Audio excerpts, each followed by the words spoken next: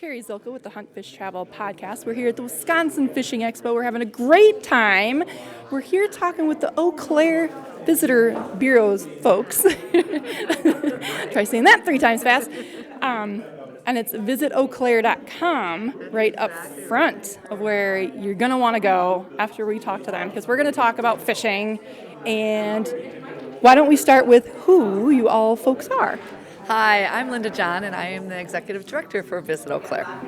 I'm Tyler Griggs, and I'm Visit Eau Claire's Public Relations Manager. And I'm Doug Burrows. I sit on the Sports Commission for Visit Eau Claire. Wonderful. So I just sat through a really awesome press conference. I think I have like 15 storylines that I'm going to probably be writing about or podcasting about in the next 4 months. But let's talk about Eau Claire, because you guys have me fired up to come and go camping and fishing up there.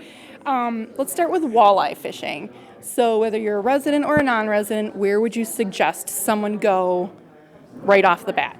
I'd head right out to Lake Wissota in just north of Eau Claire in Chippewa, half-hour away. Perfect. And what is the closest airport to you guys?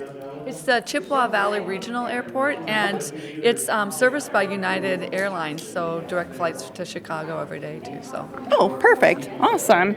All right, so Lake Wissota, how big is Lake Wissota? Lake Wissota is about 680 acres.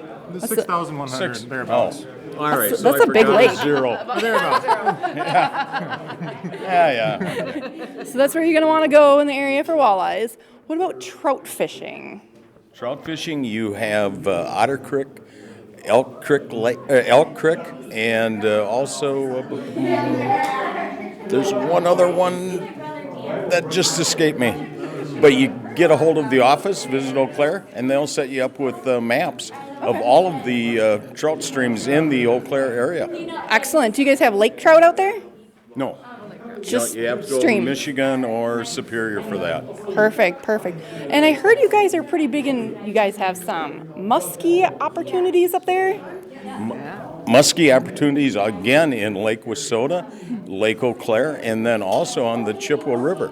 And the Chippewa River, you got 60 miles that you can float or boat on to go for muskies.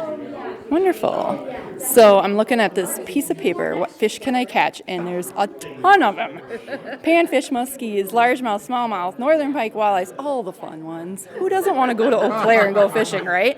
And let's talk about sturgeon spearing, because everybody's probably sick and tired of hearing me talk about sturgeon spearing, because I just got off Lake Winnebago. You guys have a hook and line sturgeon fishing opportunity, correct? Correct. Come September, we have a 3-week season, catch and release, but hook and line for sturgeon. So that is just a great thing going on there. Even if you come up the second weekend of the season, there's even a festival involved with it.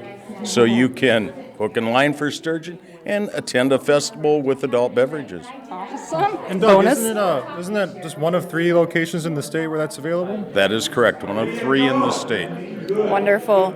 Now, Tyler and I were talking about some camping opportunities. Why don't you tell us a little bit about the campground that you recommended to me? Oh, sure. Well, I've been to Coon Fork Lake Campground, just a little bit outside of Eau Claire in the Augusta area. That's southeast of Eau Claire there. It's very natural. There's a wonderful lake out there called Coon Forks. It's very rural, very beautiful night sky.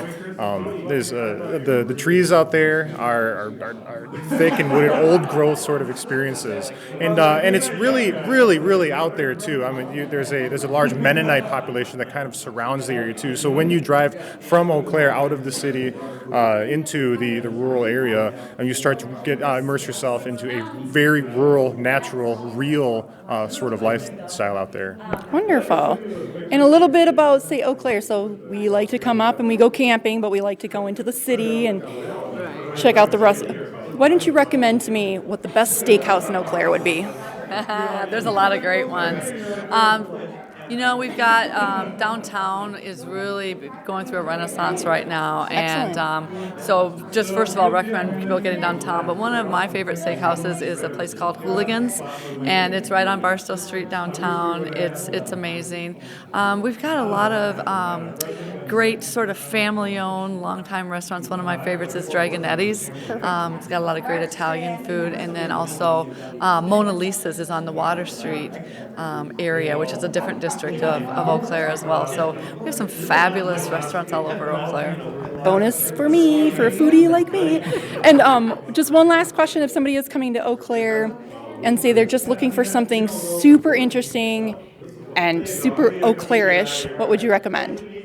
Ooh, another great thing. Well, the first thing I would recommend is pick up a publication that you'll find all over town. It's called Volume 1 magazine, and it's published every 2 weeks, and it's got the beat on our arts and culture and kind of what's going on in Eau Claire at any given time. So it's a great pickup. We actually distribute it as our visitor's guide. We don't print a different visitor's guide. We distribute the Volume 1 magazine. And also go to visiteauclaire.com. We've got a very rich calendar of events. We keep it up to date, and follow the blogs because we're always doing great stories on people kind of doing their thing in Eau Claire, and there's just some great stories out there.